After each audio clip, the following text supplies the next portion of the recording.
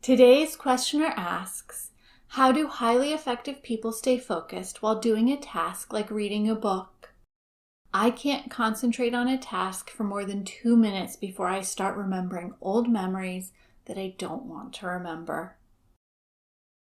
First, I want to issue a disclaimer that if these thoughts have to do with mental, emotional, or physical trauma, please seek the help of a doctor or therapist.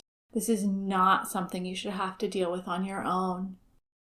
However, if the thoughts are of small mistakes you might have made, forgetting someone's name, saying something you thought would be funny but hurt a friend's feelings, I'm talking to you.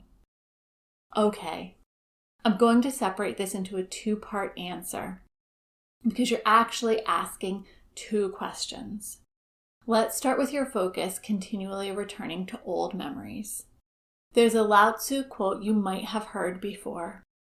If you are depressed, you are living in the past. If you are anxious, you are living in the future. If you are at peace, you are living in the present. First, it's important to note that you are in control of your thoughts. It's up to you to step into the driver's seat and choose where you want to be sending your attention. But that is much easier said than done. So knowing that you spend a lot of time ruminating over the past, I would encourage you to cultivate mindfulness practices. These will help you bring your attention back to the present moment. In the beginning, you might find your mind drifting after just a few seconds. But as with any muscle, the more you practice, the stronger it will become. Here's a mindfulness exercise to get you started. Set an alarm on your phone for every hour during your waking hours. When it goes off, stop whatever you're doing and check in with your 5 senses. What do you smell? What do you hear? What do you taste? What do you feel on your skin, with your hands, inside your body? And what do you see? Try to be as detailed as possible in noticing the sensations each of your senses is experiencing. Once you've worked your way through all 5 senses, go back to what you were doing until the next alert goes off and you take another mindful moment. The more you practice this, the easier you'll find it to be to pull your attention back to the present moment and away from troublesome thoughts from your past.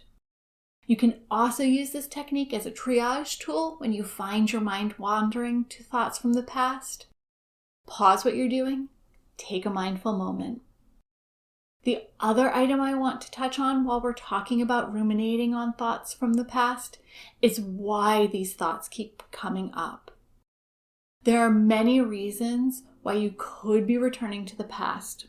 I'll suggest just one, but again, if these are particularly troublesome thoughts, even if they aren't tied to trauma that you're aware of, I would encourage you to seek the support of a therapist in getting to the root of why this keeps happening. The next time a troublesome thought from your past pops up, take a moment to ask yourself, what's the lesson I could have learned from the situation? Have I learned that lesson and applied it in my life?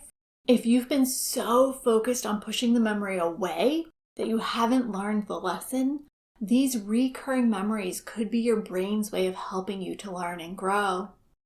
I like to say that I live a life of lessons, not regrets. Once I've learned and integrated the lesson from something that's happened in my past, it's a lot easier to let go of that troublesome memory. Next, let's talk about sustained focus on something. Is the book you're trying to read interesting to you? Or is it required reading for work or a class that you just can't muster up any excitement for? Try finding tasks you're excited about. What lights you up? Do you find it easier to focus on a hobby or passion project for a sustained period of time? If so, then it might have more to do with your willingness to engage in things that bore you rather than your ability to remain focused on anything. Can you focus if you listen to an audiobook versus reading a physical book? Perhaps you're more of an auditory learner than a visual one. Maybe you need to learn through experiential learning. Do hands-on activities keep you more engaged? There isn't a right or wrong here. It's simply about finding what works best for you. Finally, you've probably already covered this, but have you talked to your physician about this? It's possible there's an underlying medical condition which is preventing you from sustained focus on a project. These suggestions are just scratching the surface, but the more you become aware of what works and what doesn't work, the easier it will be for you to refine the tools and techniques you need to build a life that works for you. Given your question and the reference to past thoughts you'd rather not be having, I'm going to again suggest you consider working with a physician, mental health professional, or coach to support you in your journey. I'm sending you a great big hug. You've got this.